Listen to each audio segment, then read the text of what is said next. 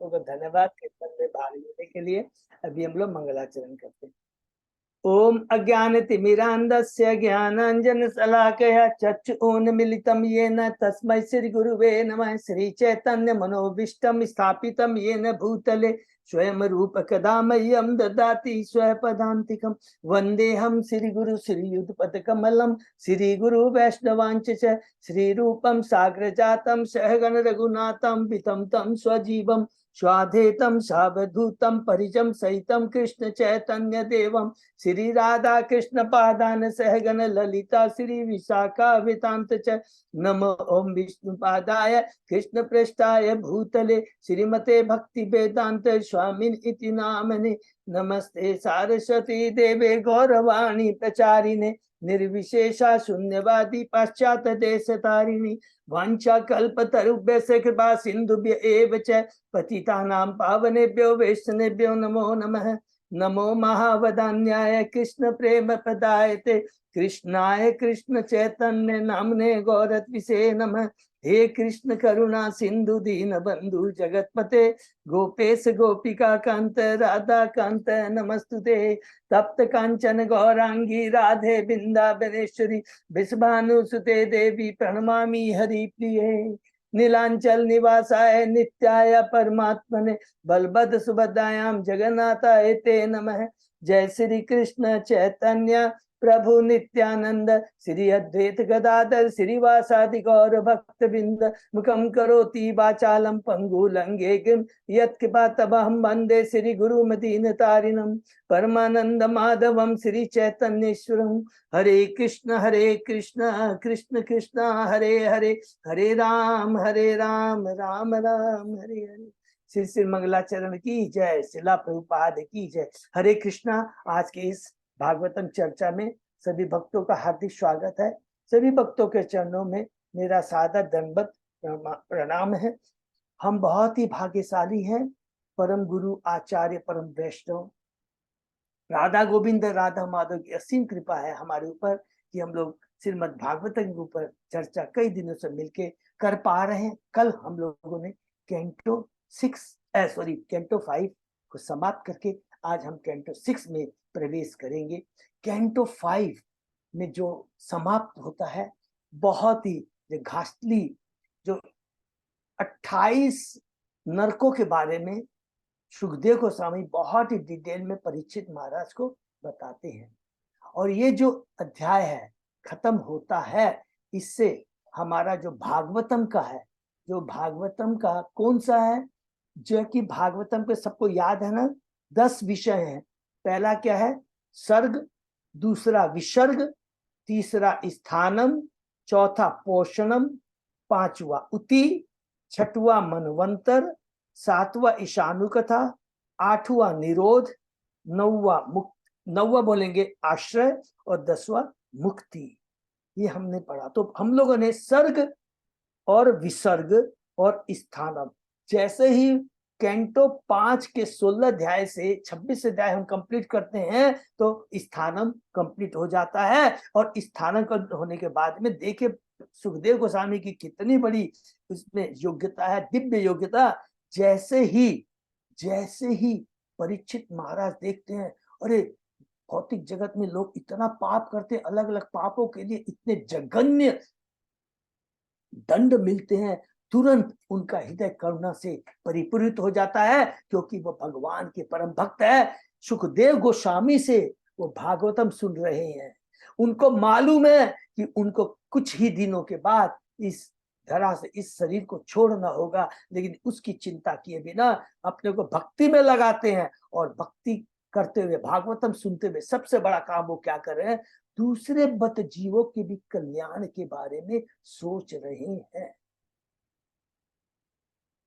उनको ये चिंता नहीं है कि मेरा क्या होगा, उनको ये चिंता नहीं है कि मैं क्षत्रिय परिवार से हूँ, राज परिवार से हूँ, राजर्षि हूँ, इसका क्या। लेकिन बद्ध जीव इतने असंख्य 84 लाख योनियों में जो बद्ध जीव, उनका कल्याण कैसे होगा, इस चीज को वो ध्यान में रख करके बड़ी करुणा से वो पूछते हैं सुखदेव गोस्वामी जी से कि इस तरह के लोगों का उद्धार कैसे हो। वैसे ही प्रश्न सुन कर करके बहुत प्रश्न भी होते हैं सुखदेव गोस्वामी, और उसके उत्तर में वो हमें 6वें अध्याय में प्रवेश करते हैं, ले जाते हैं, सॉरी कैंटो 6 में ले जाते हैं, जिसका विषय है पोषणम। तो सर्ग हम लोगों ने कैंटो 2 से लेकर करके कैंटो 3 तक आधे तक सुना। विसर्ग हम लोग कैंटो 3 के आधे भाग से करीब करीब 20 व 21 से लेकर कर करके कैंटो 5 के 15 अध्याय तक सुना। स्थानम हम लोगों ने कैंटो 5 के 16 अध्याय से लेकर कल जो हम लोगों ने 26 अध्याय था उसमें कंप्लीट किया। आज पोषणम अर्थात भगवान किस प्रकार इन बद्ध जीवों को सुरक्षा प्रदान करते हैं, प्रोटेक्शन प्रदान करते हैं, ये हम लोग कैंटो 6 में पढ़ेंगे। तो बहुत सुंदर है कैंटो 6 में, जिसमें भगवान सॉरी सुखदेव गोस्वामी जी परीक्षित महाराज को कि जीवों को घबराना नहीं है, भगवान सदैव अपनी कृपा बनाए रखते हैं। कितने भी जघन्य से जघन्य पाप अगर हम कर बैठते हैं, नॉट डेलिबरेटली, जानबूझकर नहीं, जाने अनजाने में कर बैठते हैं, तो भगवान हमेशा उसके लिए माफ कर देते हैं, क्षमा कर देते हैं, यदि वास्तव में हम सीरियस हैं। तो वही चीज यहाँ पर हम लोग कैंटो 6 में पढ़ने जा रहे हैं। तो कैंटो 5 का हम लोगों सबने बहुत रिपीटली हमने बार बार क्या किया। लास्ट में जो बहुत इंपॉर्टेंट चीज जो खत्म हुई है उसको हम लोग याद करेंगे। क्या कहते हैं, जब 28, वैसे मैंने देखा 27 श्लोक का डिटेल में, एक 28वां जो नरक है उसका यहाँ पर कहीं भी श्लोक में डिटेल में वर्णन नहीं दिया है, किंतु 27 श्लोक का डिटेल में वर्णन दिया है। खाली अवट निरोधन नरक नामक एक 28वां नरक, उसका यहाँ डिटेल में मुझे नहीं दिया, फिर भी चेक करूंगा। तो अंत में बहुत सुंदर बात सुखदेव गोस्वामी कहते हैं कि जो पुण्य कर्म करते हैं, जो पाप कर्म करते हैं, जो पाप कर्म करते हैं वो नरक को जाते हैं, जो पुण्य कर्म करते हैं वो स्वर्ग को जाते हैं, किंतु अपने पुण्य कर्म के फलों को क्षय होने पर पुनः इस भौतिक जगत में आना पड़ता है, पृथ्वी पर लौटना पड़ता है। अतः मनुष्य को भगवान की भक्ति करके अपनी सोई हुई मूल चेतना को जगाकर इस बद्ध जीवन से मुक्त होकर अपने भगवान के धाम जाने का प्रयास करना चाहिए। यही इस मनुष्य जीवन का सदुपयोग है, सार्थकता है। अंत में ये बहुत इंपॉर्टेंट हम लोग को याद रखना चाहिए कि कई बार कितने लोग से मैं मिलता हूँ, सब लेके होता प्रभु पुण्य कर्म में क्या नुकसान है। पुण्य कर्म में नुकसान क्या है नहीं है, तत्व को जानना बहुत जरूरी है। पुण्य कर्म करने का अधिकार हमारे को इसलिए नहीं है कि भगवान ने ईशोपनिषद में कह दिया ईशावास इदम सर्वे जगत, कि इस पृथ्वी में जितने भी जीव है, पृथ्वी चींटी से लेकर ब्रह्मा तक के खाने की व्यवस्था, रहने की व्यवस्था, सारी सुविधा मैं प्रदान करता हूँ। हे बद्ध जीव, तू कौन है जो किसी दूसरे बद्ध जीवों को रोटी कपड़ा मकान दे सकता है। ये तो मैं देता हूँ। तेरा जो कर्तव्य जो मैंने तुम्हें बताया वो कर, कि मेरे नाम का प्रचार दूसरे भक्तों में कर, उनको भक्ति से जोड़। ये कार्य मैंने तुम्हें गीता के माध्यम से दिया कि जो मेरे नाम का प्रचार दूसरे भक्तों में करता है वो मुझे सबसे ज्यादा प्रिय है। तो ये बहुत तत्व ज्ञान है। यही चीज हम बहुत लोगों को, उन लोगों के आज भी मन में मैं 90% 90% लोग जो परोपकार कहते हैं मानव सेवा माधव सेवा नहीं। कृष्ण ने ये नहीं कहा है। क्या कृष्ण ने कहा है, पूरी भगवत गीता चेतन चरित्र में के जारे देखो तारे को कृष्ण उपदेश आमार आज्ञा गुरु हो तारो, यही चीज का ये बहुत इंपॉर्टेंट चीज है। उसी चीज को लेकर आगे हम लोग शुरू करने जा रहे हैं कैंटो 6, ठीक है, जिसमें हम लोग अजामिल की कथा के माध्यम से, लीला के माध्यम से यहाँ पर सुखदेव गोस्वामी जी परीक्षित के माध्यम से बद्धियों को एक दिव्य शिक्षा प्रदान करनी। बहुत इंपॉर्टेंट ये अध्याय है, जिसमें शीर्षक है, विषय है पोषणम। तो हम लोग शुरू करते हैं। ओम नमो भगवते वासुदेवाय, ओम नमो भगवते वासुदेवाय, ओम नमो भगवते वासुदेवाय। नारायण नमस्कृत्य नरं चैव नरोत्तमं देवी सरस्वती व्यासं ततो जयम् उदीरयेत्। नष्टायेषु अभद्रेषु नित्यं भागवत सेवया भगवती उत्तम श्लोके भक्ति भवति नैष्ठिकी। कृष्णाय वासुदेवाय देवकी नंदनाय च नंद गोप कुमाराय गोविंदाय नमो नमः। आराधयो भगवान ब्रजेश तनय ततदाम वृंदावनम रमया काचित उपासना व्रजवधु वर्गेण कल्पिता श्रीमद्भागवतम प्रमाणम अमलम प्रेमापुमर्तो महान श्री चैतन्य महाप्रभो मतमिदम तत् आदरो न पर हरे कृष्ण कृष्ण कृष्ण हरे हरे हरे राम राम राम हरे हरे। कैंटो 6 अध्याय 1 शीर्षक अजाबिल के जीवन का इतिहास। पहले जो कि समरी है उसको हम लोग पढ़ते हैं, उसके बाद इस श्लोक वाइज आगे बढ़ते हैं। पूरे श्रीमद् भागवतम में 10 विषयों के वर्णन मिलते हैं, जिनमें सृष्टि माने सर्ग, परवर्ती सृष्टि माने विसर्ग तथा लोक सम्मिलित अर्थात स्थानम। श्रीमद् भागवत के वक्ता सुखदेव गोस्वामी पहले ही तृतीय, चतुर्थ तथा पंच स्कंदों में सृष्टि, परवर्ती सृष्टि तथा लोकों का वर्णन कर चुके हैं। अब इस छठे स्कंद में, जिसमें 19 अध्याय है, वे पोषण अर्थात भगवान द्वारा सुरक्षा का वर्णन करेंगे। चौथा विषय, प्रथम अध्याय में अजाबिल का इतिहास है, जो एक बहुत बड़ा पापी व्यक्ति माना जाता था, किंतु जब विष्णु के 4 दूत यमराज के दूतों से उसे छुड़ाने के लिए पहुंचे तो उसे मुक्ति मिल गई। इस अध्याय में इसका पूर्ण विवरण दिया गया है कि अपने पाप में जीवन के फलों से छुटकारा पाने के बाद वह किस तरह मुक्त हुआ। पाप कर्म इस तथा अगले दोनों ही जीवनों में कष्टप्रद होते हैं। हमें यह निश्चित रूप से जान लेना चाहिए कि समस्त कष्ट में जीवन का कारण पाप कर्म है। और इसको एक पाप कर्म को बहुत अंडरलाइन कर लेंगे, बहुत अच्छा रहेगा। भौतिक दृष्टि से पाप कर्म और आध्यात्मिक दृष्टि से पाप कर्म किसको कहते हैं, सुर किसको कहते हैं, असुर किसको कहते हैं, ये दो चीजों को हम तत्व से जानेंगे। पाप कर्म भौतिक दृष्टि से वो है जो कि शास्त्रों द्वारा वर्णित है, जो करना चाहिए और जो नहीं करना चाहिए। आध्यात्मिक दृष्टि से अगर जो कर्म भगवान से संबंधित नहीं है वो पाप कर्म है। सिंपल लिख लें। क्यों पाप कर्म कहते हैं कि जो कर्म हमें भौतिक जुटकारा से नहीं छुटा सकता है, पुनः इस भौतिक जगत में लाता है, तो वो पाप कर्म ही तो हुए। अरे हमने ऐसे कर्म किए जो पुनः इस भौतिक जगत में ला रहा है, तो पुण्य कर्म को भी आप आध्यात्मिक दृष्टि से कैसे कह सकते हैं कि अच्छे कर्म है। ये आपने अपने मन से किया है, भगवान के आदेश से नहीं किया, इसलिए उसको भी बहुत सूक्ष्म दृष्टि से कहेंगे तो वो भी पाप कर्म। तो सुर और असुर, सुर वो है जो भगवान से जुड़ा हुआ है, असुर वो है जो भगवान से जुड़ा हुआ नहीं है। सुर वो है जो भगवान के आदेश का पालन करता है, असुर वो है जो भगवान के आदेश का पालन नहीं करता है। बहुत सिंपल चीज है, इसलिए इसको समझना बहुत जरूरी है।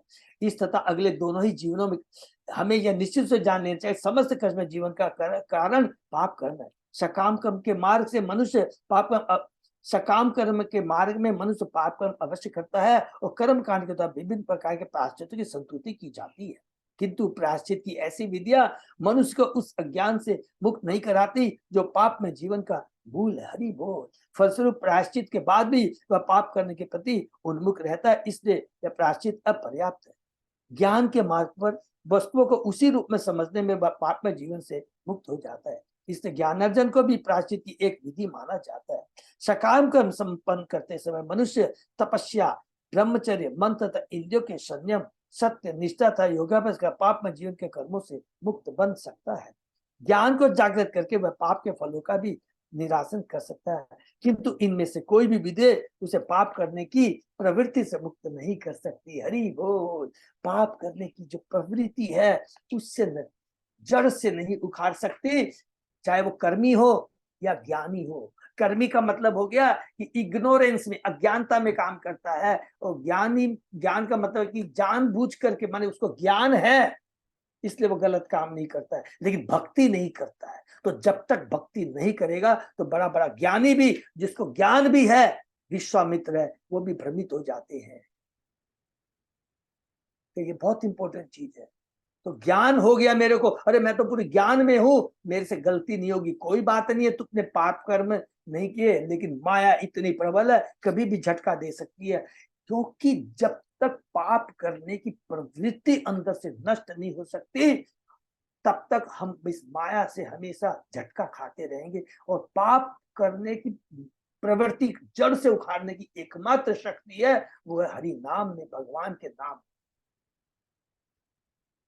भक्ति योग के द्वारा मनुष्य पाप में जीवन की प्रवृत्ति से पूरी तरह बच सकता है। अन्य विद्या अधिक उपयोगी नहीं है। इसलिए वैदिक वाक्य का निष्कर्ष है कि कर्म कांड तथा ज्ञान कांड की विधियों की अपेक्षा भक्ति अधिक महत्वपूर्ण है। हरि बोल। एकमात्र भक्ति मार्ग ही हर एक के लिए शुभ होता है। सकाम कर्म तथा चिंतक पर ज्ञान स्वतंत्र रूप से किसी को मुक्त नहीं कर सकते, किंतु कर्म तथा ज्ञान से स्वतंत्र रहते हुए भक्ति इतनी शक्तिशाली होती है, जो व्यक्ति कृष्ण के चरण कमलों अपने मन को स्थिर कर लेता है, उसे गारंटी दी जाती है कि वह यमदूत उसके सपने में भी न मिलेगा। हरि बोल। इसको भी अंडरलाइन कर लेंगे।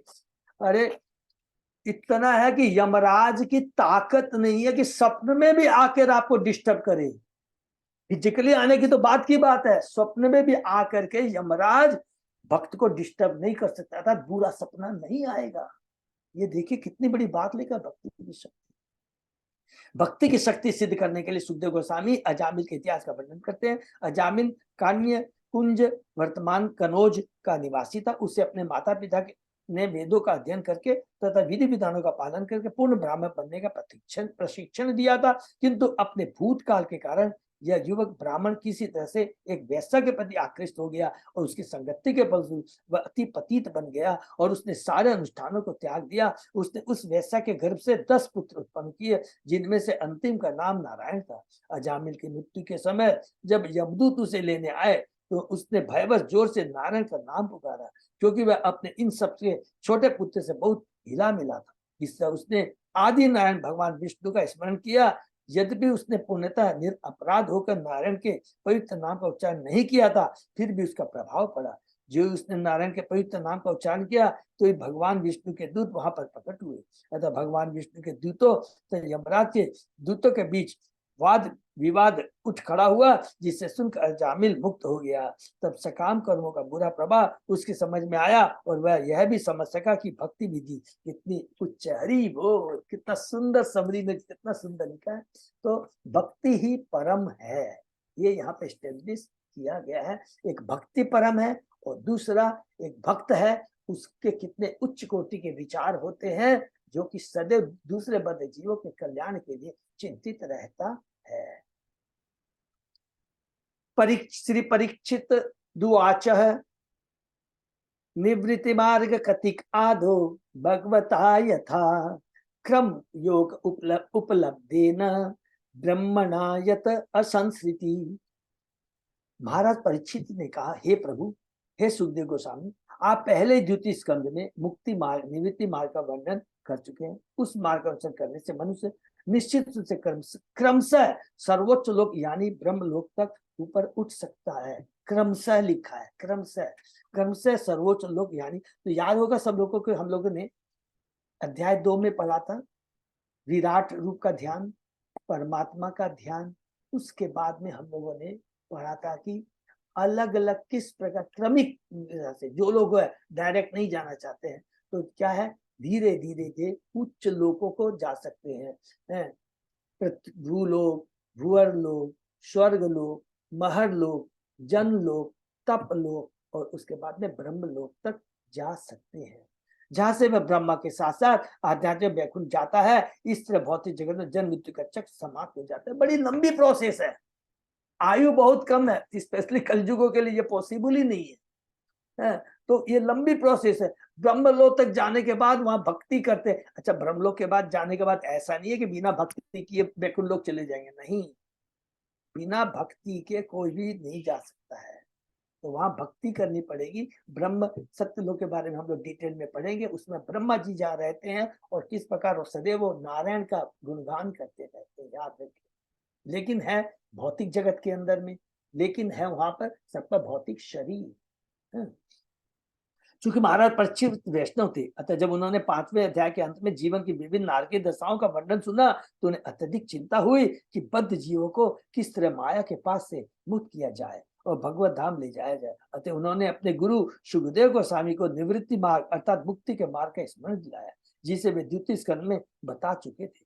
महाराज परीक्षित भाग्यशाली थे कि मृत्यु के समय उनकी भेंट सुखदेव गोस्वामी से हो गई। अतः उन्होंने उनसे इस संकट के काल में मुक्ति मार्ग के विषय में पूछा। सुखदेव गोस्वामी को यह प्रश्न बहुत अच्छा लगा, उन्होंने यह कहकर उन्हें बधाई दी। हरि बोल। देखिए श्रोता और वक्ता, पहले श्लोक पढ़ लेते हैं। वरीयाम एस ते प्रश्न कृतो लोक हितम निप आत्मविद सम्मत पुंसाम श्रोतव्य सिद्धु यह पर है। हे राजा, तुम्हारा प्रश्न श्रेष्ठ है, क्योंकि यह सभी तरह के लोगों के लिए सभी तरह के लोगों के लिए लाभप्रद है। इस प्रश्न का उत्तर सुनने का मुख्य विषय है और समस्त योगियों द्वारा समर्थित है। भागवतम के दूसरे अध्याय के पहले पैरा। परीक्षित महाराज आश्चर्यचकित थे कि बद्ध अवस्था में सारे जीव इतनी नारकीय अवस्था को भोगने के बजाय मुक्ति के मार्ग भक्ति को क्यों स्वीकार नहीं करते। यह एक वैष्णव का लक्षण। वांछा कल परिवेश के पास पतितानां पावनेन वैष्णव। वैष्णव करुणा का सागर होता है, वह पर दुख दुखी व अन्यों के दुख से दुखी रहता है। इस नारकी जीवन भोग रहे बद्ध जीव के प्रति दयालु होने से परीक्षित महाराज ने सुझाव रखा कि सुखदेव गोस्वामी उस मुक्ति मार्ग का वर्णन करे जिसे उन्होंने श्रीमद् भागवत के द्वितीय स्कंद में बतलाया था। इस स्कंद में असंस्कृति शब्द अत्यंत महत्वपूर्ण। संस्कृति द्योतक है, जब तथा मृत्यु के मार्ग पर बढ़ते चले जाना। इसके विपरीत असंस्कृति द्योतक निवृत्ति मार्ग, माने जन्म मृत्यु जा व्याधि के चक्र को रोकना। दैट इज अनसृष्टि अर्थात निवृत्ति मार्ग। इस निवृत्ति मार्ग या मुक्ति के मार्ग का जिसके द्वारा मनुष्य के जन्म तथा मृत्यु के चक्र बंद हो जाते हैं और वह धीरे धीरे ब्रह्मलोक की ओर बढ़ता जाता है। जब तक कि कोई शुद्ध भक्त न हो जो उच्चतर लोकों में जाने परवाह नहीं करता, अतः वह भक्ति करने से अविलंब भगवत धाम वापस आ जाता है। हरि वो त्यक्ता देहम पुनर्जन्म नैति मामेति स्वर्ग देवी हे सा गुणमयी ममाया दुरत्य मामे यम तरंती थी। जन्म कर्म चैमे दिव्यमेवं यो वेति त्यक्ता देहम पुनर्जन्म नैति मामेति। सब 2-3 श्लोक है।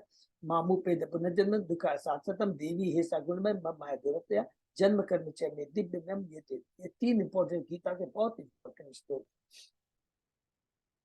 इसलिए परीक्षित महाराज बद्ध जीव के लिए निवृत्ति मार्ग के विषय में सुखदेव को स्वामी सुनने के लिए उत्कंठित थे। आचार्य के अनुसार क्रम योगोपलब्धेन शब्द यह सूचित करता है कि सर्वप्रथम कर्म योग तथा उसके बाद ज्ञान योग समाप्त करने पर तथा अंत में भक्तियों के पद पर आकर मनुष्य मुक्त हो सकता है। किंतु भक्ति योग इतना शक्तिशाली है कि यह कर्म योग तथा ज्ञान योग पर निर्भर नहीं रहता। इसको अंडरलाइन कर देंगे कि भक्ति योग कर्म योग ज्ञान योग पर निर्भर नहीं रहता, ये लिफ्ट का काम करता है भक्ति योग। भक्ति योग इतना शक्ति है, एक अपवित्र व्यक्ति भी जिसके पास कर्म की कोई पूंजी नहीं होती या एक अशिक्षित व्यक्ति जिसके पास ज्ञान योग की पूंजी नहीं होती, आध्यात्मिक जगत को पार कर सकता है, आध्यात्मिक जगत को प्राप्त कर सकता है। सॉरी, ठीक है, कितनी बड़ी बात लिखा है। जिसके पास में कर्म माने पूंजी नहीं है, सपोज हमने कोई कर्म पाप किए तो हम लोग ने पढ़ाया था एटोनमेंट माने पश्चाताप कैसे किया जाए। ये बड़े बड़े यज्ञ करो, देवताओं की पूजा करो, ये यज्ञ करो। ऐसे करने से क्या होता है कि सारे पाप नष्ट हो जाते हैं। दूसरा है ज्ञानी, जिनको अभी पढ़ा लिखा भी कुछ नहीं है, ज्ञान भी नहीं है, कुछ भी नहीं, तो उसकी मुक्ति कैसी होगी। तो भगवान कहते हैं कि जो भक्ति में जुड़ जाता है उसमें न तो कोई भी भौतिक संपन्नता धन की आवश्यकता है, न कोई ज्ञान की आवश्यकता है, केवल एक श्रद्धा की आवश्यकता है। तो भक्ति योग इतना सरल है और उस भक्ति की शक्ति के माध्यम से हम भौतिक जगत से छुटकारा पा सकते हैं। हरि बोल। यदि वो भक्ति में अटल बना रहता है। माँ में वैश्य से संशय है। भगवद गीता में कृष्ण कहते हैं कि भक्ति योग की विधि से मनुष्य असंदिग्ध रूप से भगवान के पास आध्यात्मिक जगत में जाता है। तस्मात् सर्वेषु कालेषु, क्योंकि ये वाला बहुत इंपॉर्टेंट श्लोक आता है, तस्मात् सर्वेषु कालेषु। हाँ, इसमें भगवान अर्जुन को कहते हैं, हे अर्जुन, तुम्हें युद्ध करना है और युद्ध करते करते सदैव मेरा चिंतन करते रहना, और युद्ध भी करो और मेरा सदैव चिंतन करते रहो। बाहर से हम कुछ भी दिखाई दे, हम ब्राह्मण है तो ब्राह्मण का काम करेंगे, क्षत्रिय है तो क्षत्रिय का काम करेंगे, वैश्य है तो वैश्य का काम करेंगे, शूद्र है तो शूद्र का काम करेंगे, लेकिन हृदय से अंदर में सदैव कृष्ण का नाम का कीर्तन होते रहना चाहिए।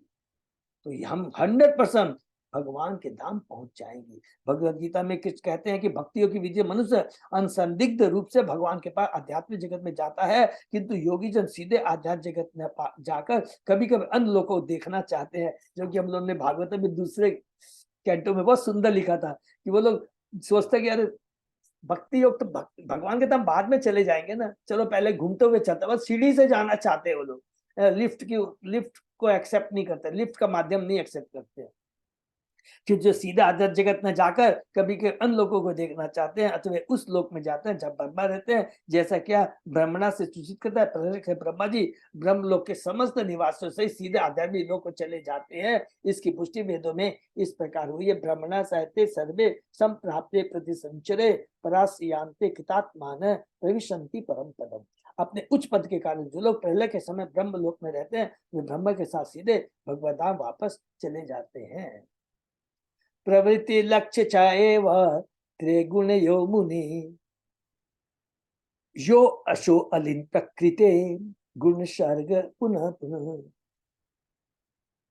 हे मुनि सुखदेव, जब तक जीव प्रकृति के गुणों की छूत से मुक्त नहीं हो लेता, वह विभिन्न प्रकार के शरीर प्राप्त करता है, जिनमें वह आनंद या कष्ट पाता है, और शरीर के अनुसार उसमें विविध अभिरुचियां होती है। इन अभिरुचियों का अनुसरण करने से वह प्रवृत्ति मार्ग से होकर गुजरता है, जिससे वह स्वर्ग लोक तक ऊपर जा सकता है, जैसा कि आप पहले तीर्थगण में बता चुके हैं।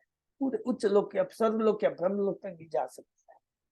भगवत गीता भगवान कृष्ण बतलाते हैं, यान्ति देवता देवान पितृ यान्ति पितृवता भूतानि यान्ति भूतेजा यान्ति मध्य या जीनो अपि माम।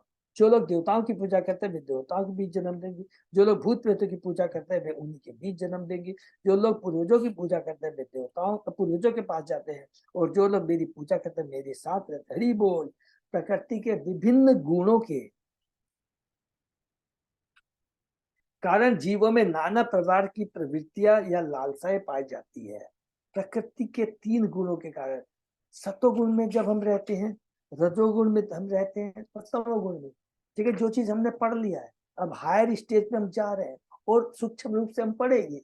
3 गुणों का है, सतोगुण में रहेंगे, भक्ति नहीं कर रहे हैं, सतोगुण में काम कर रहे हैं, तो इच्छा क्या रहेगी, संतोषी जीव कहलाएंगे। अरे बहुत कमाल है, फिर परोपकार की भावना आएगी, ये आएगी। उसमें भी जब आ जाएगा तब आएगा कि असल में भाव से में जीवन का लक्ष्य क्या है। तब सत्वगुण में जब तक नहीं आएंगे, भगवान की भक्ति से नहीं जुड़ेंगे, तब उस समय स्वयं भगवान हमें मदद करते हैं। अरे जीवन का लक्ष्य तो ये पाप कर्म पुण्य कर्म नहीं है, तुमने ठीक है पाप कर्म नहीं किए, तुमने पुण्य कर्म किए, लेकिन तुमने जो वास्तविक कर्म है वो आध्यात्मिक पुण्य कर्म, मेरी भक्ति नहीं की, मैं तो क्या कर सकता हूँ, तुझे भौतिक जगत में ही वापस आना पड़ेगा।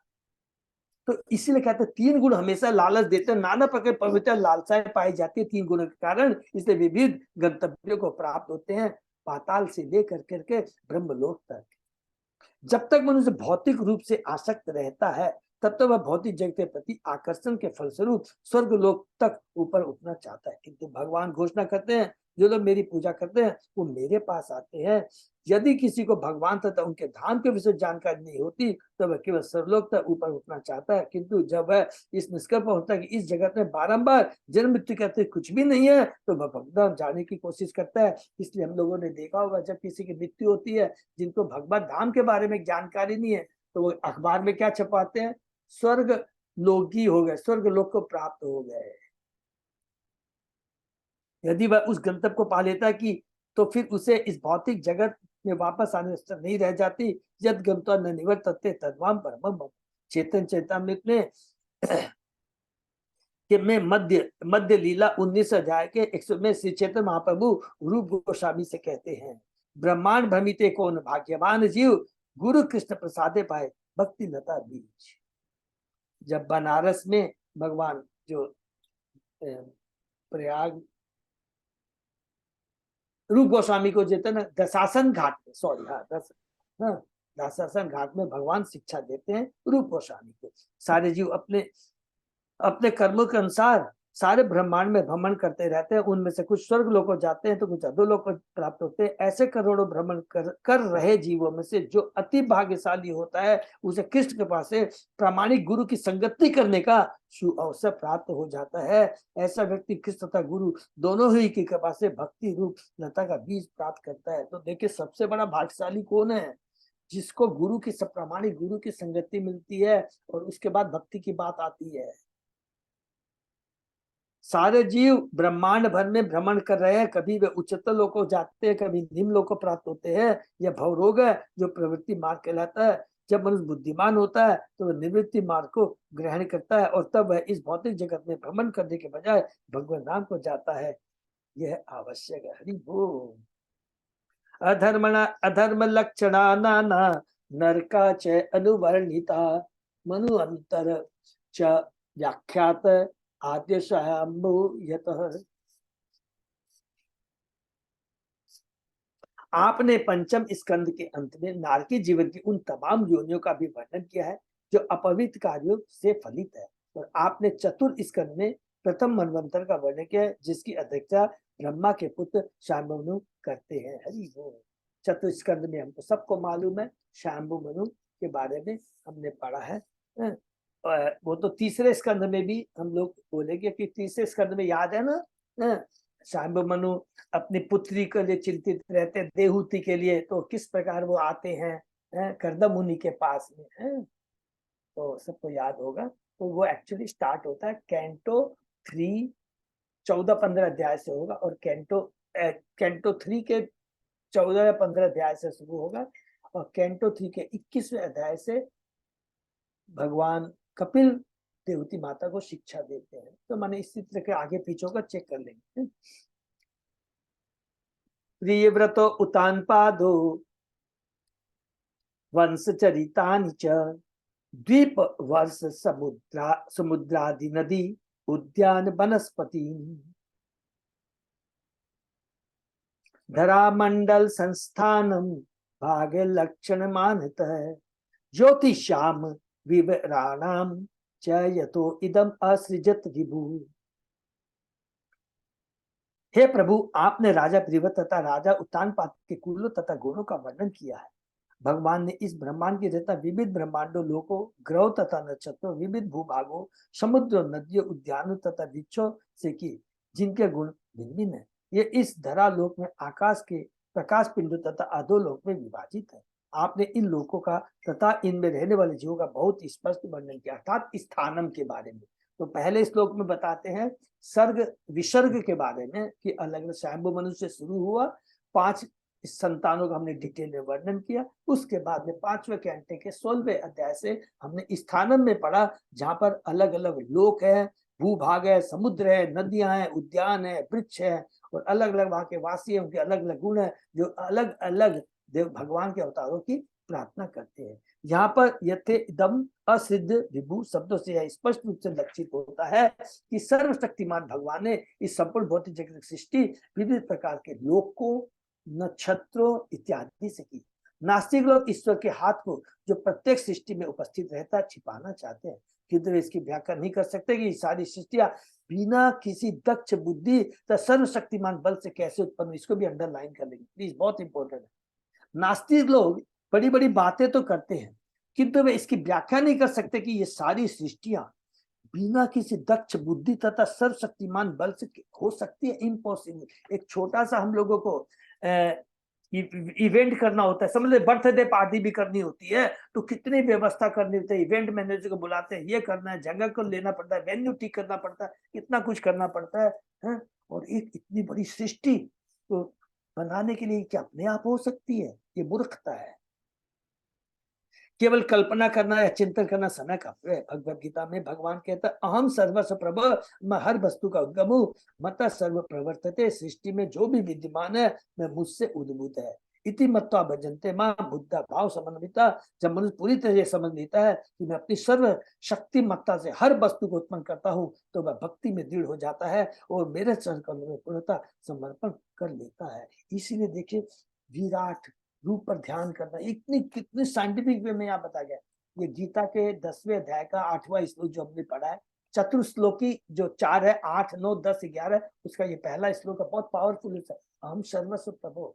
और सेम चीज भागवतम में हमने पढ़ा था, कैंटो 2 चतुर्श्लोकी भागवतम में सेम चीज भगवान कहते हैं, मेरे बिना कोई चीज का अस्तित्व नहीं है, जो कुछ है वो मेरे कारण है।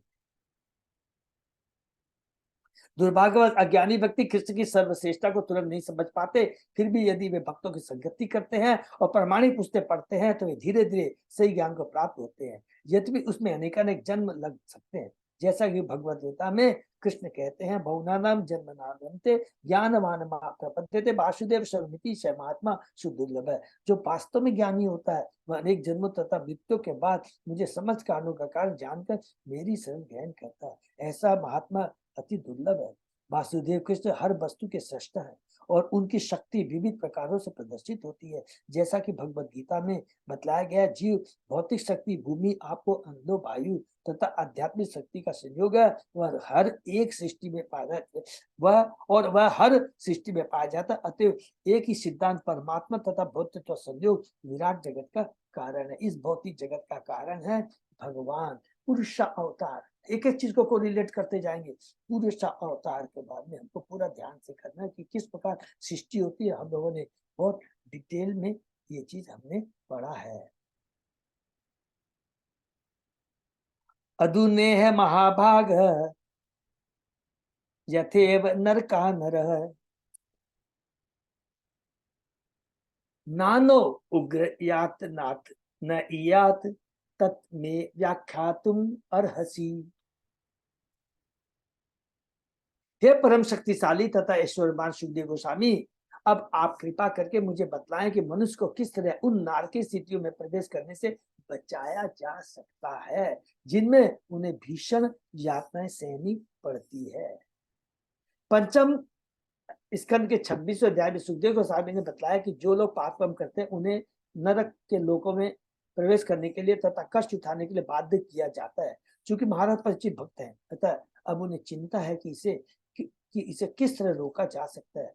ठीक है, ये वर्ड लिखा, उसे कैसे रोका जा सकता है। तो कई बार हम बोलते हैं कि हम जो पूर्ण पाप कर्म करते हैं तो उसका भोगना ही पड़ेगा, लेकिन यहाँ पर क्लियरली दिया नहीं, इसको रोका जा सकता है। हमने खूब पाप कर्म किए हैं फिर भी हम नरक में जाने से बच सकते हैं, एकदम क्लियर यहाँ पर भगवान में लिखे। इसको आगे पढ़ेंगे। उदाहरण हमको क्लियर है अजामिल की कथा से। वैष्णव पर दुखी होता है, दूसरे शब्द में उसे निजी कष्ट नहीं होता, किंतु अन्यों को दुखी देखकर वह दुखी होता है। प्रहलाद महाराज ने कहा, हे प्रभु, मेरी अपनी समस्याएं नहीं है, क्योंकि मैंने आपके दिव्य गुणों का गुणगान करना सीख लिया है, अतः मैं भाव समाधि में प्रवेश कर सकता हूँ। किंतु मेरी एक समस्या है, क्योंकि मैं इन धूर्तों तथा मूर्खों के विषय में सोचता हूँ जो माया सुख अर्थात क्षणिक सुख में लगे हैं और जिन्हें आपकी भक्ति का कोई ज्ञान नहीं है। वो वैष्णव के समक्ष यही समस्या रहती है। बहुत ही सुंदर है। वैष्णव के समक्ष वास्तविक समस्या क्या रहती है? चूंकि वैष्णव पुण्य भगवान के शरणागत होता है, अतः उसकी अपनी कोई समस्या नहीं रहती, किंतु पतित बद्धात्माओं के प्रति दयालु होने से वह उनको इस जीवन में तथा अगले जीवन में नारकीय जीवन बचाने की योजनाओं के विषय में सदैव चिंतित रहता है। ये चीज प्रहलाद महाराज कैंटो 7 में हम पढ़ेंगे तो रोंगटे खड़े हो जाएंगे कि किस प्रकार प्रहलाद महाराज बद्ध जीवों के लिए चिंता करते हैं। इससे परिचित महाराज ने उत्सुकता पूर्वक सुखदेव गोस्वामी से यह जानना चाहा कि मानवता को किस तरह नरक में गिरने से बचाया जा सकता है। सुखदेव गोस्वामी पहले ही बता चुके थे कि लोग किस तरह नारकी जीवन में प्रवेश करते हैं और वे यह भी बता सकते हैं कि उन्हें किस तरह से बचाया जा सकता है। बुद्धिमान लोग को इन उपदेशों का लाभ उठाना चाहिए। तो वास्तविक बुद्धिमान कौन है? रियल बुद्धिमान वो है जो ये जानता है कि ये भौतिक जगत दुखालय है, हम शरीर नहीं, हम आत्मा है। इस भौतिक जगत से, इस कष्टमय जगत से कैसे छुटकारा पाया जा सकता है, वही वास्तव में बुद्धिमान है। किंतु दुर्भाग्य संपूर्ण जगत में कृष्ण भावनामृत आंदोलन का अभाव है, अतः लोग विकट अज्ञान से पीड़ित हैं और इस जीवन के बाद के जीवन में विश्वास तक नहीं करते। उनके अगले जीवन के विषय में आश्वस्त कर पाना बहुत कठिन है, क्योंकि वे भौतिक भोग की खोज में मदाग्न प्राय हो चुके, अंधे हो चुके हैं। फिर भी हमारा कर्तव्य सारे विज्ञ जनों का कर्तव्य है कि उनको बचाए, सारे बुद्धिमानों का कर्तव्य है, सारे भक्तों का कर्तव्य है कि उन्हें बचाए। महाराज परीक्षित उन लोगों के प्रतिनिधि है जो उन्हें बचा सकते हैं। तो ये प्रश्न है सुखदेव परीक्षित महाराज का। अब सुखदेव गोस्वामी जी उत्तर देते हैं। श्री शुकवाच न चेति वा पचितिम यथा हंस कि तस्य कुर्यात् मन उक्त पाणी भी ध्रुवम सर्वे प्रेत्य नरकान उपेति ये कीर्तिता में भवत तिग्म यातना। सुखदेव गोस्वामी ने उत्तर दिया, हे राजा, यदि मनुष्य अपनी अगली मृत्यु के पूर्व, देखिए क्या लिखा, अपनी अगली मृत्यु के पूर्व इस जन्म में अपने मन वचन शरीर से किए गए अपने कर्मों का मनुसंहिता तथा अन्य धर्म शास्त्रों के अनुसार समुचित प्रायश्चित द्वारा निराकरण नहीं कर लेता है तो वह मृत्यु के बाद अवश्य नरक लोगों में प्रविष्ट करेगा और भीषण कष्ट उठाएगा, जैसा कि मैं आपसे पहले ही कह चुका हूँ। हरि बोल। तो प्रायश्चित करना है। प्रायश्चित क्या है? वो वाला नहीं प्रायश्चित, हाथी वाला प्रायश्चित नहीं। भक्ति से जुड़कर, हे कृष्णा मैं गलती अंधकार में था, मुझे क्षमा कर दो, कृष्ण की शरण में जाकर, गुरु की शरण में जाकर भक्ति करके, वो रियल प्रायश्चित है, अदरवाइज नहीं। क्योंकि क्या कारण क्या है? क्योंकि पाप करने की प्रवृत्ति नष्ट नहीं होती है। कितना ही हम सतर्क हो जाएं, कितने ही सतर्क हो जाए, भागवत में कितने कितने उदाहरण, सब भ्रमित हो जाते हैं। सबसे बढ़िया उदाहरण तो हमेशा याद आता है विश्वामित्र का। अरे ये क्या दुर्वासा मुनि भी कैसे क्रोधित हो जाते हैं, अरे मैं बड़ा ज्ञानी हूं, इतने फटक करके क्रोधित हो जाते हैं, अम्बरीश महाराज के चरणों में अपराध कर बैठते हैं। अब कोई भी बुर भागवत में ले, जब तक शुद्ध भक्त नहीं होता है वो माया 3 गुणों से ऊपर नहीं जा सकता, मन मुक्त नहीं हो सकता उसे। श्री विश्वनाथ चक्रवर्ती ठाकुर उल्लेख करते हैं कि यद्यपि महाराज परीक्षित शुद्ध भक्त थे, फिर भी सुखदेव गोस्वामी ने तुरंत ही भक्ति की शक्ति के विषय में उन्हें नहीं बताया, जैसा कि भगवत गीता में कहा गया है, माम च यो अभ्यभिचारेण भक्ति योगेन सेवते स गुणान संतेतान ब्रह्म भूयाय कल्पते। बहुत इंपॉर्टेंट श्लोक। भक्ति इतनी प्रबल होते कि यदि कोई पूरी तरह से कृष्ण की शरण ग्रहण कर ले और पूरी तरह उनकी भक्ति करे तो उसके पाप में जीवन के सारे फल तुरंत समाप्त हो जाते हैं। गीता में अन्यत्र भगवान कृष्ण मनुष्य को प्रेरित करते हैं कि अन्य सारे कर्मों को त्याग कर, कर्म कांड ज्ञान ज्ञान सबको त्याग कर करके उनकी शरण में आए और वे वचन देते कि अहम त्वाम सब पापेभ्यो मोक्षयिष्यामि, मैं तुम्हारे सारे पापों के कर्मों के फल से मुक्त कर दूंगा और तुम्हें मोक्ष प्रदान करूंगा। इससे परीक्षित महाराज के प्रश्न उत्तर में उनके गुरु सुखदेव गोस्वामी तुरंत ही भक्तियों की व्याख्या कर सकते थे, किंतु परीक्षित महाराज की बुद्धि की परीक्षा लेने के लिए उन्होंने सर्वप्रथम कर्म कांड के अनुसार प्रायश्चित की संतुति की। कर्म कांड के लिए 80 प्रामाणिक शास्त्र हैं, यथा मनुस्मृता जो धर्म शास्त्र कहलाते हैं। इन शास्त्रों में मनुष्य को अन्य प्रकार के सकाम करके पापों का निराकरण करने की सलाह दी जाती है, लेकिन हम भक्तों को दरकार नहीं है समय दिमाग में लगाने की, बिल्कुल दरकार नहीं है। ये तो प्रभुपाद जी की कृपा बता दी है कि कर्म कांड में अलग अलग किस तरह के 80 प्रामाणिक शास्त्र। हरि बोल। सुखदेव गोस्वामी ने महाराज परीक्षित को सर्वप्रथम इसी मार्ग की संतुति की और यह तथ्य है कि जो व्यक्ति भक्ति स्वीकार नहीं करता उसे अपने पवित्र कर्मों के निराकरण के लिए इन शास्त्रों के निर्णय को मानकर कार्य करना होता है, यही प्रायश्चित कहलाता है। ये चीज भगवान ने भगवत गीता में भी बताया कि तुम कर्म योग ज्ञान लेकिन अंत में भगवान कहते हैं सबको त्याग दे भाई, सबको त्याग कर खाली मेरी शरण में आ जा। तो यहाँ पर कितनी सुंदर बात प्रभुपाद जी लिखते हैं कि परीक्षित महाराज की टेस्टिंग कर रहे सुखदेव गोस्वामी। कर्म कांड ये करने से यहाँ पे नरक से बच सकते हैं, लेकिन जन्म मृत्यु जरा व्याधि से तो नहीं बच सकते। हरि बोल हरि बोल हरि बोल हरि बोल। भक्ति करना बहुत जरूरी है। हरि बोल। तो क्या पढ़ा भक्ति से? तो प्रभु ने पहले एकदम डिस्क्लोज कर दिया, भक्ति कर करके हम अपने पापों को नष्ट कर सकते हैं। ये तो बाई प्रोडक्ट हुआ, ये तो खाली बाई प्रोडक्ट हुआ। ये तो कहते हैं ना कुछ चीज खरीदते हैं तो अपने आप वो बोलते हैं एक के ऊपर 2 मिल जाता है।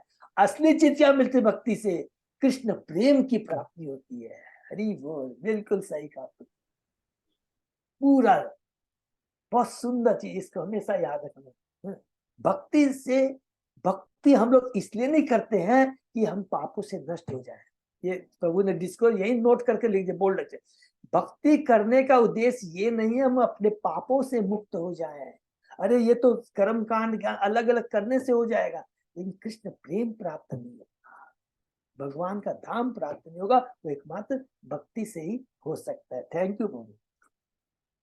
तस्मात् पुरो एवाशु इह पाप निष्कृतो यतेत मृत्यो अविपद्यत आत्मना दोषस्य दृष्ट्वा गुरुलाघवं यथा विषक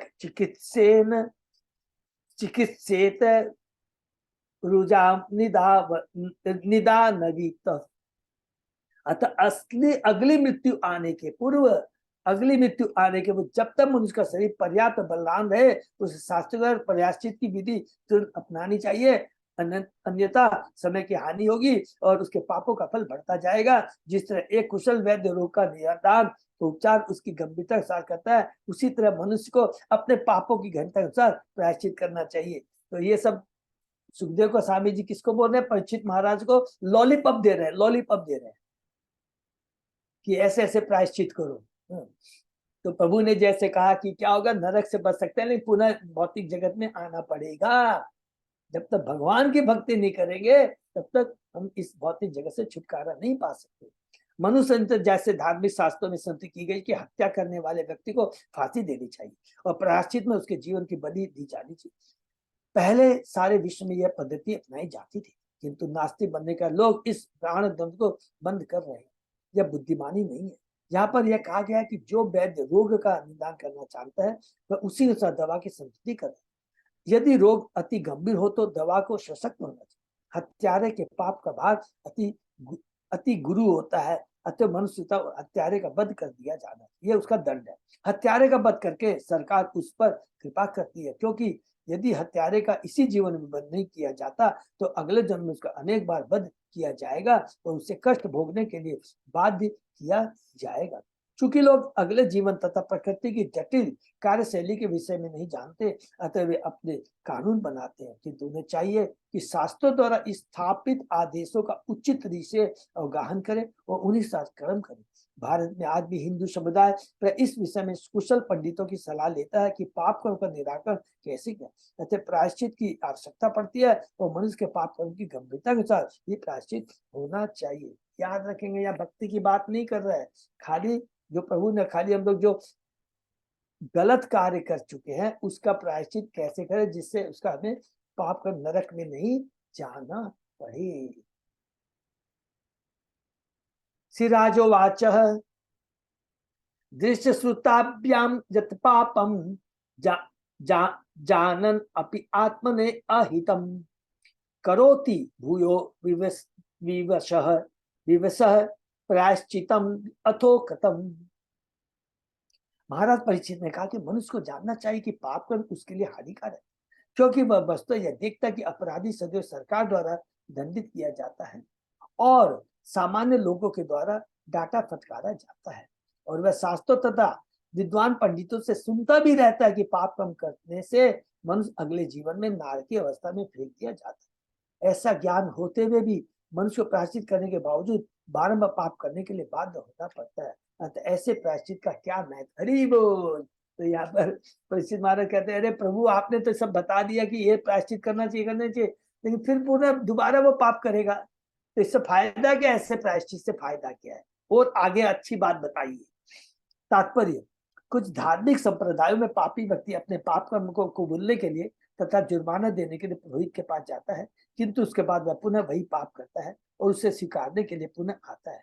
यह पेशेवर पापियों की आदत है। हरि बोल। इसको अंडरलाइन कर लेंगे। उस तरह के पापियों के क्या बोलता है? पेशेवर पापी। ये कौन तरह का हुआ? चोरी करता है, जेल जाता है, दंड भोगता है, फिर आता है जेल से बाहर निकल के आता है, फिर चोरी करता है, इसको बोलता है पेशेवर पापी।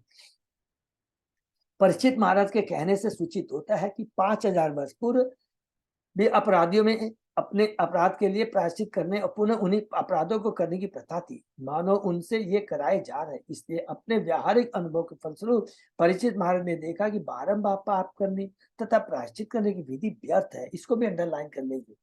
कि बारंबार पाप करने तथा प्रायश्चित करने की विधि बेकार है, कोई मतलब नहीं, समय का अपव्यय। कोई कितनी बार दंडित क्यों न किया जाए, यदि वह इंद्रिय भोग के प्रति आसक्त है तो वह तब तक बारंबार पाप कर्म करता रहेगा जब तक उसे अपने इंद्रियों का भोग करने से दूर रहने का प्रशिक्षण नहीं दिया जाता। हरि बोल। अर्थात जब तक अपनी इंद्रियों को भगवान की सेवा में नहीं लगा दिया जाता तब तक वो पाप करने की प्रवृत्ति बनी ही रहेगी।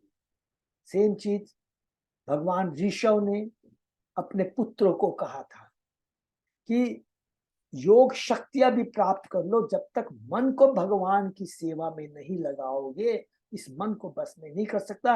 और सबसे सारी इंद्रियों में मन सबसे बड़ा दुष्ट है, हमने पढ़ा है ना। हाँ, मन बुद्धि के नीचे है मन, लेकिन जब मन इतना प्रबल हो जाता है तो बुद्धि को भी भ्रमित कर देता है। यहाँ पर विवश शब्द प्रयुक्त हुआ है जो यह सूचित करता है कि जो पाप कर्म नहीं करना चाहते उसे भी आदतवश पाप करने के लिए बाध्य किया जाएगा। इसलिए महाराज परीक्षित ने मनुष्य को उसके पाप कर्म से बचाने के लिए प्रायश्चित विधि को बहुत ही अल्प महत्व का माना है। अगले श्लोक में उनके द्वारा इस विधि के तिरस्कार किए जाने की व्याख्या की गई है। तिरस्कार करते हैं, बोले ये नहीं चलेगा। क्वचित निर्वते अभद्रात क्वचित चरति तत् पुनः प्रायश्चितम अथो अपार्थम मन्ये कुंजर शौचवत। हरि बोल। ये बहुत इंपॉर्टेंट, इसको याद करना है श्लोक को। कभी कभी ऐसा व्यक्ति जो पाप कर्म करने के प्रति अत्यधिक सतर्क रहता है पुनः पाप में जीवन का शिकार बन जाता है। इसलिए मैं बारंबार पाप करने तथा प्रायश्चित करने की इस विधि को व्यर्थ मानता हूँ। यह तो हाथी के स्नान करने जैसा है, क्योंकि हाथी पूर्ण स्नान करके अपने को स्वच्छ बनाता है किंतु स्थल पर वापस आते ही अपने सिर तथा शरीर पर धूल डाल लेता है। ये श्लोक को प्लीज हम लोग को याद करना है, बहुत इंपॉर्टेंट श्लोक है।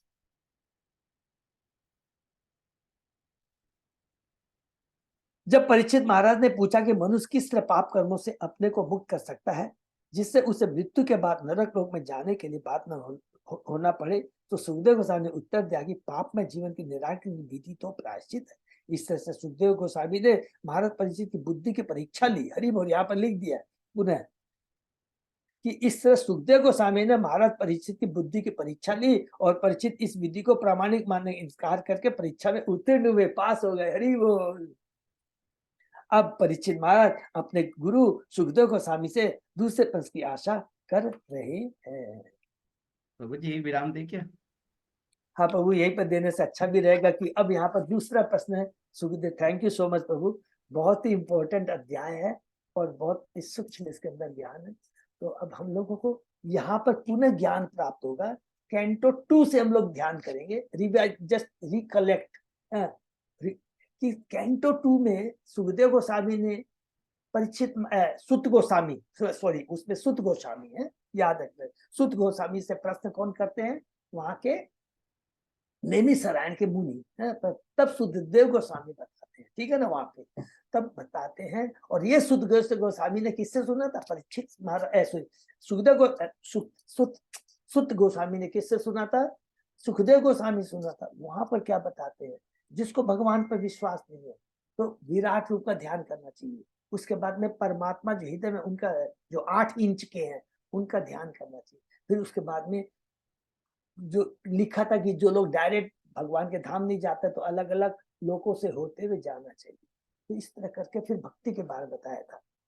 तो यहाँ पर सेम देखेंगे, और गीता में भी हम लोग पढ़ लेंगे, भगवान ने कर्म योग के बारे में बताया, ज्ञान योग के बारे में, लेकिन अल्टीमेटली भक्ति योगी उत्तम है। क्यों? इसका जवाब आज हमको मिल चुका है।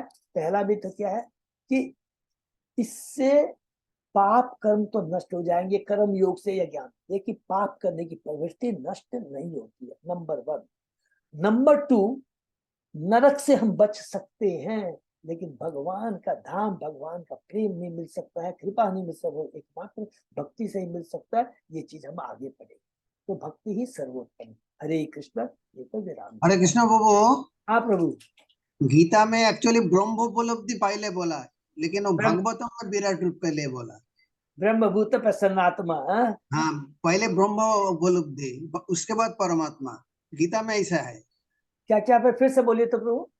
जैसे आप बोला ना भागवतम में पहले विराट रूप का बोला, उसके बाद परमात्मा, उसके बाद भगवान, लेकिन हाँ गीता में ब्रह्मोपलब्धि, उसके बाद परमात्मा, उसके बाद भगवान, यही हाँ शिक्षा दिया है ना हम हाँ लोगों हाँ को। हाँ हाँ, ठीक है, वो ठीक है प्रभु, करेक्ट करेक्ट, ठीक, यस, यू आर राइट। लेकिन अल्टीमेटली हमको परमात्मा माने भगवान के साकार रूप के लिए प्रार्थना करनी चाहिए, भक्ति करनी, साकार रूप की पूर्ति करनी चाहिए, ठीक है ना, अल्टीमेटली वही चीज है। ठीक बात। हरे कृष्ण जी, हाँ प्रभु बोलिए, ठीक है लीला प्रभु। हम लोगों ने 7वें 8वें श्लोक के अंदर पढ़ा है, अगली मृत्यु के पूर्व। अगली मृत्यु के पूर्व का मतलब क्या बोलना चाह रहे हैं आप? ये मृत्यु के पूर्व या उसके बाद की मृत्यु के पूर्व, क्या बताना?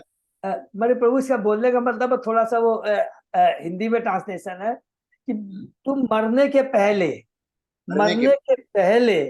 अपने को संभल जाओ, मरने के पहले समझ जाओ कि दूसरी मृत्यु तुमको, अर्थात क्या हुआ, अभी तो तुमने कर्म ऐसे किए हैं, तुम्हारी मृत्यु होगी, अभी ऐसे कर्म कर जाओ कि दोबारा दूसरी मृत्यु तुम्हें देखना ना पड़े। हरे कृष्ण। हरे कृष्ण, थैंक यू, हरे कृष्ण, बहुत ही सुंदर है, बहुत ही सुंदर, हरे कृष्णा। और अभी हम लोग करते जाएं, भक्ति करते जाएं, सबसे बड़ी जो रियलाइजेशन ये आ रहा है, अभी हम लोग जितना पढ़ रहे हैं, कभी भी हमें मुक्ति की सोचना ही नहीं चाहिए, खाली जो भगवान के आदेश को पालन करते रहना चाहिए, केवल एक ही आदेश है भगवान का, क्या? शुद्ध भक्तों का संग करो और उनके माध्यम से भक्ति में आगे बढ़ो, बस। और शुद्ध भक्तों का संग करना और भक्ति में आगे का बढ़ना, ये तभी पॉसिबल हो जाएगा जब हम सेवा भाव रखेंगे। लिख के रख लीजिए, यदि सेवा भाव नहीं रहेगा तो न तो भक्तों का संग करने की इच्छा होगी, और जब भक्तों का संग नहीं मिलेगा तो भगवान से जुड़ने का मौका नहीं मिलेगा। एकमात्र सेवा का माध्यम, तो जितनी हम अच्छी सेवा करेंगे, भगवान सेवा भी किसकी? भगवान के भक्तों की सेवा करें। मंदिर में जितने प्रोग्राम होते हैं सब में आगे भाग लीजिए, कितनी बड़ी सेवा होती है, सोचिए कितने कितने हजारों 2000 3000 भक्त आते हैं, उनके हम सेवा का, उनके प्रसादम का अरेंजमेंट करते हैं, उनको अच्छे से क्यू में रखते हैं, उनको दर्शन करवाने में मदद करते हैं, कितनी बड़ी सेवा है ये, कितना भव्य, भगवान प्रसन्न होते हैं, इससे बड़ी सेवा नहीं हो सकती, और भगवान तभी खुश होते हैं, और स्वतः फिर भगवान सारी व्यवस्था बना देंगे, ठीक है ना। हरे कृष्णा, बहुत बहुत धन्यवाद सबको, बहुत इंपॉर्टेंट ये अध्याय है, प्रयत्न करेंगे इसको धीरे धीरे अच्छे से समझने का, अपने जीवन में उतारने का प्रयत्न। हरे कृष्ण। अजय प्रधान, कोई अनाउंसमेंट अपनी? नहीं पर बस यही विराम देते बस हैं। यही पे विराम देते हैं, खाली नेक्स्ट जो प्रोग्राम है रामनवमी का सब लोग याद रखें, ठीक है ना। हरे कृष्णा, बिल्कुल। हरे कृष्ण से भक्तों का बहुत बहुत धन्यवाद। आज के सेशन में विराम देते हैं, फिर कल सुबह 7 बजे।